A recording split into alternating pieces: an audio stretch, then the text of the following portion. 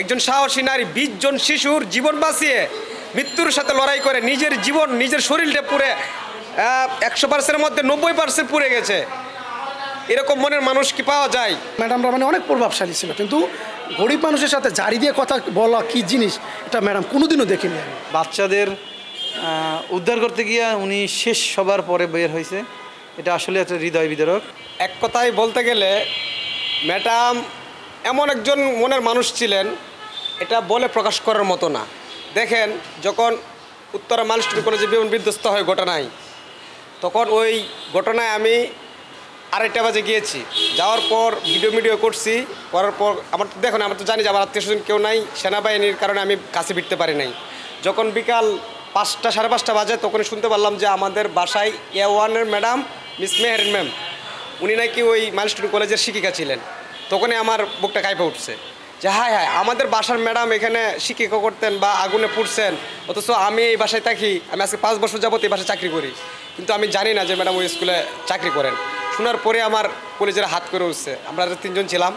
শোনার পর আমি ভিতরে ঢোকার চেষ্টা করছি, বিল্ডিংয়ের 5 তলায় উঠছি দেখার জন্য, কিন্তু সেনাবাহিনী আমাদেরকে ঢুকতে দেয় না। যদি ঢুকতে দিত, শুধু আমি কেন, এমনও পরিবার আছে দেখছি যে তার নিজের সন্তান বা নিজের ভাই বোন ভিতরে আছে, সেনাবাহিনী তাদেরকে ঢুকতে দিচ্ছে না, লাঠিচার্জ করছে বা ভিতরে ঢুকতে দিচ্ছে না, যে বলতেছে আপনার ভাই পড়তেছে কিন্তু আপনি যে কি আপনি পড়বেন, এই জন্য ঢুকতে দেয় নাই।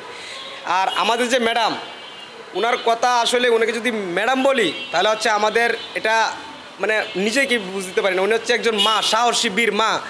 যে ব্যক্তি বা যে মহিলা বা যে নারী, একজন সাহসী নারী 20 জন শিশুর জীবন বাঁচিয়ে মৃত্যুর সাথে লড়াই করে নিজের জীবন নিজের শরীরটা পুরে 100%-এর মধ্যে 90% পুড়ে গেছে। এরকম মনের মানুষ কি পাওয়া যায়? আবার দেখলাম একটা নিউজে যে উনি হচ্ছে শহীদ প্রেসিডেন্ট জিয়াউর রহমানের ভাতিজি। আমার মনে হয় সারা বাংলাদেশের মধ্যে এই জিয়া পরিবারের পক্ষে সম্ভব যে অন্যের জীবন বাঁচিয়ে নিজের জীবনকে বিলিয়ে দেওয়ার মতো সাহস বা মন মানসিকতা ওই জিয়া পরিবারেরই আছে, আর কোনো পরিবারের হতে পারে না। বা ওই ম্যাডাম দেখেন, গত কুরবানি ঈদে আমি যখন বাড়িতে যাব তখন ওই ম্যাডাম আমাকে 1000 টাকা দিছে বকশিস, বলতেছে যে হাসান তুমি তো বাড়িতে যাইবা, তো এখন আমি তোমাকে বলতে পারতেছি না, তুমি 1000 টাকা রাখো, এটা তোমার গাড়ি ভাড়া, তুমি এটা বকশিস, তুমি এটা চাপান খাও। আমি বলছি ঠিক আছে ম্যাডাম। তো ম্যাডাম প্রতিদিন সকালে উঠতেন, ফজরের নামাজ পড়ে এদিকে হাঁটতে যাইতেন, বা আমাদের সাথে দেখা হইলে আমাদেরকে বলতেন যে হাসান কেমন আছো, বা গার্ডদেরকে অনেক সময় 200-300 টাকা দিতেন যে এটা তোমরা রাখো বা চা খাও। অত্যন্ত একজন মনের মানুষ, ভালো মনের মানুষ ছিলেন। আমার মনে হয় না যে এরকম মনের মানুষ আমরা আর পাবো। বা আমরা এখানে তো আরও ম্যাডাম আছে, 20টা প্লেট আছে, 20টা প্লেটের মধ্যে আমি আর কোনো ম্যাডাম দেখি না। আমি তো সবার সামনেই বলতেছি, ওনার মতো মানুষই হয় না। গত কোরবানিতে যখন এখানে গরু কাটা হয় তখন প্রথম গুস্তের অংশটাই উপরে নিয়ে রান্না করে আমাদেরকে সবাই নিজের হাতে ম্যাডাম খাওয়াই দিছে, আমাদেরকে গুছও দিছে যে হাসান, রাকিব, মোহন, এটা তোমরা বাড়িতে নিয়ে যাইবা তোমাদের আব্বু আম্মুর জন্য। অত্যন্ত ভালো মনের একজন মানুষ ছিলেন। আর সবচাইতে কষ্ট লাগছে একটা কথা শুনে, ম্যাডাম যখন ওনার স্বামী ওনাকে জিজ্ঞেস করে যে তোমার 2টা ছেলে সন্তান আছে, ওদের কথা একবার ভাবলা না? তখন ওই ম্যাডাম ওনার হাতে ধরে বলছে যে আমার 2টা ছেলে সন্তান আছে ঠিক আছে, কিন্তু যারা আমার স্কুলে পড়তো আমার ছাত্র, ওরাও তো আমার সন্তান, ওদেরকে আমি একা কেমনে রেখে চলে আসি। এটা দেখার পর আর নিজের ঠিক রাখতে পারি নাই, একবারে হৃদয় ঘটনা, কলিজারা ফাইটা যায়। ম্যাডামরা আমরা এখনও মিস করি। ম্যাডামকে অনেক সারা জীবন ম্যাডামের জন্য 2 হাত তুলে আল্লাহর কাছে দোয়া করি, আল্লাহ যেন ওনার কবরকে জান্নাতের বাগান বানায় দেয়, আর ওনাদেরকে জান্নাতের উচ্চ মাকাম দান করে। আর ওনার পরিবারের জন্য সব সময় দোয়া। এখনও পর্যন্ত আমি আরেকটা কথা বলতে চাই, যদিও রাজনৈতিক বিষয় নিয়ে আমি কথা বলতে চাই না, আপনারা মিডিয়ার লোক। আমি ডক্টর ইউনূস সাহেবের কাছে একটা কথাই বলি যে পাইলট তকির ইসলাম, ওনাকে রাষ্ট্রীয় মর্যাদায় ওনাকে দাফন করছে। বা আমাদের যে ম্যাডাম 20 জন শিশুর জীবন বাঁচিয়ে নিজে জীবন দিয়ে গেলেন, ওনাকে কি একটাবার চিন্তা করা উচিত না যে ওনাকে রাষ্ট্রীয়ভাবে আমরা রাষ্ট্রীয় মর্যাদা দিয়ে ওনাকে দাফন করি? একজন পাইলট যে একটা বিমান বিধ্বস্ত হয়ে আরও শত শত মানুষের জীবন নিয়ে গেছে, তাকে আপনারা রাষ্ট্রীয় মর্যাদা দিলেন। আর যে ম্যাম 20 জন শিশুর জীবন বাঁচিয়ে নিজের জীবন দিয়ে গেলেন, তাকে আপনারা রাষ্ট্রীয় মর্যাদা দিতে পারলেন না, হোয়াই? তো আমি বলি কি যে সংস্কার করেন ভালো কথা, যে যারা দেশের জন্য কিছু করে, দেশপ্রেমী, দেশকে ভালোবাসে, তাদেরকে আপনারা সম্মান দেন, প্রোটোকল দেন, তাদেরকে আপনারা শান্তির ব্যবস্থা করে দেন। আর যারা দেশের ক্ষতি করে, দেশের টাকা মেরে খায়, দেশের টাকা পাচার করে, তাদেরকে আপনারা প্রোটোকল দিচ্ছেন, তাদেরকে আপনারা ব্যবস্থা করে দিচ্ছেন।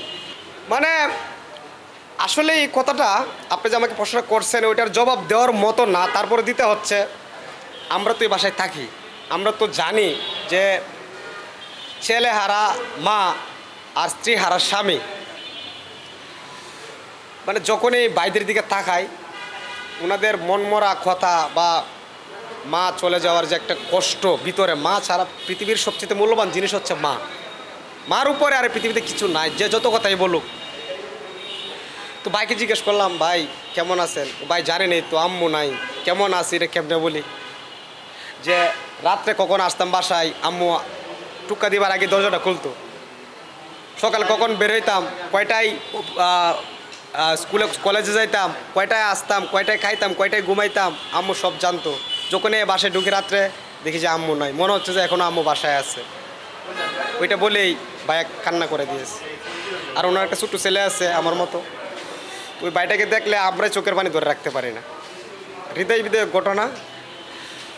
তো ম্যাডামের জন্য দোয়া করি, আল্লাহ যেন ওনাকে জান্নাতের উচ্চ মাকাম দান করেন। আর ওনার স্বামী বা ওনার 2 ছেলে আছে, দোয়া করি আল্লাহ যেন ওনাদেরকে আগামী দিনগুলো চলার পথে তৌফিক দান করে আর সুস্থতা দান করে। আল্লাহর কাছে একটা দোয়াই করি যে ওনাদের মতো মানুষ হয় না। আসলে এটা তো আপনারা জানেনই যে বাসার কী অবস্থা। ম্যাডামের সাথে আমার অনেক ভালো একটা সম্পর্ক ছিল এবং খুব ওঠা বসা ছিল আর কি। মানে ম্যাডাম কী বলবো, ম্যাডামের বিষয়ে বলেন, এটা আসলে বলার ভাষা নেই। আমরা তো খুব ম্যাডামের সাথে সবচেয়ে ভালো স্মৃতি ছিল কি, ম্যাডাম যে কদিন আগে যে ইউসি স্কুলের যে মাইলস্টোন স্কুলের যে ঘটনা, তার ঠিক 2 দিন আগে নিচে বসা ছিলাম, ম্যাডাম ওই দিক থেকে আসতেছে। ওরা এসে বলছে, কিরে রাকিব তোর তো খোঁজ খবর নাই, কী খবর কী তোর, আসিস না কেন? পরে আমি বলি, ম্যাডাম আমি তো থাকি, কত সাথে দেখা নাই, কী খবর কী তোর? পরে বললাম, ম্যাডাম আমি তো এখানে আসি। পরে লাস্টে বললো, তোমার বাচ্চার কী খবর? এই শেষ কথা, এরপরে আর কথাটা হয়নি ম্যাডামের সাথে। আমি খুব মিস করি, মানে খুবই কষ্টদায়ক, এটা খুবই কষ্টদায়ক। মানে এটা তো আসলে বলা আশা বুঝতে পারবো না, বলে অবস্থা খুবই খারাপ হয়ে গেছে। মানে বসা থেকে একদম, মানে আমি ঠিক এই জায়গায় ছিলাম এখানে, মানে মাইলস্টোন স্কুল থেকে একজন এসে হঠাৎ করে বলছে যে এরকম মাহেরিন চৌধুরী ম্যাডাম শহীদ হয়ে গেছে। ঠাস করে নিচে বসে পড়ছে একবার। আমি আসলে এটা বলে কোনো ভাষা বোঝাতে পারবো না। এটা তো আপনারা জানেন কত বড় মনের মানুষ হলে এরকম নিজের জীবন বিষয় দিতে। ম্যাডাম চাইলে তো ওখান থেকে চলে আসতে পারতো, কিন্তু আসেনি। ম্যাডাম তো শেষ কথা তো মনসুর হেলাল স্যার বলছি যে ম্যাডামের শেষ কথা একটাই, ওরাও তো আমার সন্তান ছিল। এটাই তো ম্যাডামের শেষ কথা। কি বলবো আসলে, এটা বলার মতো এখন ভাষা। ওরা তো মানে আমার ফ্রেন্ডের মতোই। ওরা নিজেই কালকে ওই দিনকে আসছে, অনেক কথা বলছি। এদের নিচে যারা আমরা আছি, ওই যে ওরা সবার সাথে ভালো সম্পর্ক, মানে খুবই এরা, মানে এখানে বসে আমরা সবসময় ক্রিকেট খেলতাম, মানে আসি নিচে তেমন একটা কথা হয় না। মানে মা তো মানে হৃদয় বিদারক, মানে একটাই কথা, কেমনি কি হয়ে গেল। ওরাও এখনও বুঝে উঠতে পারছে না যে কী হয়ে গেল কি। ম্যাডামের কথা আসলে বলে ভাষায় বোঝানোই যাবে না। এটা কী ছিল ম্যাডাম, আপনারা তো জানেন যে মাইলস্টোন স্কুলে যে ঘটনার পরে ম্যাডামকে চিনছেন। আমরা তো ম্যাডামকে 5 বছর চিনি, আমি তো ম্যাডামের ম্যানেজার। যেমন মানে কি বলবো, যে কোনো একটা সময় ম্যাডাম নিজে বলতো যে তুমি আমার এসে বলবো কী সমস্যা, সবসময় আমার এসে বলবো। ম্যাডাম কিন্তু জিয়াউর রহমানের ভাতিজি, এটা আপনার মানে এই ঘটনা হওয়ার পরে মিডিয়া যাওয়ার পরে জানেন, আর আমরা কিন্তু এটা শুরু থেকেই জানি। এবং ম্যাডামরা মানে অনেক প্রভাবশালী ছিল, কিন্তু গরিব মানুষের সাথে জারি দিয়ে কথা বলা কী জিনিস, এটা ম্যাডাম কোনোদিনও দেখিনি। আমি 5 বছরে কোনোদিন এই দিচ্ছে যাওয়া আছে, 5 বছরের দিন ম্যাডামের কোনোদিন একটা জারিও আমি এখন পর্যন্ত খাইনি। মানে ম্যাডামের আন্ডারে কাজ করছি, ম্যাডামের ম্যানেজার, ভুল হইতেই পারে, কিন্তু কোনোদিন কোনো জারি না, আইসা দিয়ে বুঝাই দিচ্ছে। এটাইভাবে বুঝাতে পারবেন। আরেকটা জিনিস আপনারা জানেন না, আমি জানি, ম্যাডামের বাসায় কিন্তু কোনো কাজের বুয়ো নেই, জানেন না। প্রথম এই যে 5 বছরে এখান থেকে আসছে, কোনোদিন আমি দেখিনি। ছেলেদের একটাই কথা, তোমরা যদি লেখাপড়া করে কখনো বিদেশে যাও, প্রতিষ্ঠিত হও, মানে বাসার যে ছেলে পেলে তাদেরকে দিয়ে তাদের কাজ করানো হতো, জামা কাপড় ধোয়ানো হইতো, মানে বিভিন্ন ধরনের, মানে এমনকি মানে যত কাজ আছে বাসার ছেলে ফেলে দিয়ে করানো হতো। এরকম লেভেল মানে মনের মানুষ ছিল না, নিজের কাজ নিজে করো, এরকম মানে ছিল ম্যাডাম। শোকা তো মানে কোরবানির দিন এখানে বসে মাংস কাটা হয়েছে সব, মানে সারারা কিন্তু কষাইও নেয়নি, ওনারা নিজেরাই মাংস করছে। করার পরে এখানে বসে অর্ধেক হওয়ার পরে উপরে দিয়ে আসছে, কিছুটা দেওয়ার পরে রান্না হয়েছে। ম্যাডাম কাটা চামচ দিয়ে শেষে সবাইকে খাওয়াইছে, এখানে যারা বসা ছিল সব স্যারদেরকে, মানে নিজে মুখে নিয়ে খাওয়াই দিচ্ছে স্যার ম্যাডাম। এইটা হওয়ার পরে মানে প্রত্যেকটা মানুষই, মানে আসলে বাসায় বুঝতে পারবো না যে একটা কষ্ট পাইছে সবাই। ম্যাডাম অনেক বড় মনের মানুষ ছিলেন, অনেক বড় মনের, অনেক ভালো একটা প্রভাব পড়েছে, এটা বলে বুঝতে পারবো। কারণ বিপদে পড়লে সুখে দুঃখে ম্যাডামের পাশে পাইছি, ওইটা আসলে মানে যে কোনো সমস্যা পড়লেই ম্যাডামের কাছে সমাধান পাইতাম। এখন তো আসলে ওইটা আর করা হয় না। হ্যাঁ আমি আমরা তো বাসায় থাকি, বাসায় যাবো কি, তো বাসায় থাকি, মানে বাসার অবস্থা তো মানে ছেলে পেলে অনেক মানে খাবার দাবার নিয়ে আসে কিন্তু খাচ্ছে না কোনোভাবে, এই যে বলে টোলে খাওয়াইতে হয় কোনোভাবে ছেলে পেলে। এই যে মানসুর হেলাল স্যারও একই অবস্থা, খাবার দাবার ঠিকভাবে আর কি খাইতেছে না। মায়ের শূন্যতা খুবই, মানে ওই দিনকে এই যে মন ছিল না, আমরা সবাই ছিলাম, তখন এসে বলছে যে এই কোচিং থেকে আসলি মাই তো দরজাটা খুলে দিত, এখন তো আসলে আর দিচ্ছে না দরজাটা খুলে। হ্যাঁ শেয়ার করে, ওদের সাথে ফ্রেন্ডলি আমরা, মানে মা নাই কি কষ্ট, অনেক কষ্ট ওরা আছে, মানে ওরা খুব কষ্ট পাচ্ছে, ওরা খুবই কষ্ট পাচ্ছে, এটা আসলে বলে বোঝানো যাবে না, হৃদয় বিদারের বিষয়। উনি নাই, এখন দেখেন কীভাবে লোকজন আসছে দেখা করতে। আমি এখানে যতদিন আসছি দেখছি খুব ভদ্র, শালীনভাবে চলে, ভালো, সবার সাথে ব্যবহার ভালো। এই তো কুরবানির সময় আমরা একসাথে এখানে বসে মাংস কাটছি, খুব ভালো, আর ব্যবহারও ভালো। আমি জানছি প্রথম যেদিন মারা গেছে সেদিনকে আমি আসলে জানতে পারিনি, পরে রাত্রে অনেক পরে জানছি। এই ভালো, ওনার দেশের বাড়ি ইয়াতে নীলফামারী, কবর দিছে এই আর কি। ওনার দুঃখ লাগে যে ওনাকে আমি দেখতে পারিনি, মৃত্যু যেদিন হয়েছে ওই দিনকার ডেড বডি দেখতে পারিনি। শেষ স্মৃতি একদিন বর্ষা নামতেছিল, তো এখানে গেটে দাঁড়ায় রিক্সা খুঁজতেছিল, তো আমি বললাম কি এই রিক্সাওয়ালা নিয়ে যাও, আপনি যে মাইল স্টেশনের শিক্ষক, আমি এটা জানতাম না আগে, তখন জানতে পারছি এই আর কি। ওই দিনকে রিক্সা আমি ডাকছিলাম কিন্তু আমি ডাইকে আনতে পারিনি, এর আগে আরেকটা রিক্সা নিয়ে চলে গেছে। অবশ্যই এটা তো কষ্টের, এই গ্যাপ পূরণ তো হয় না।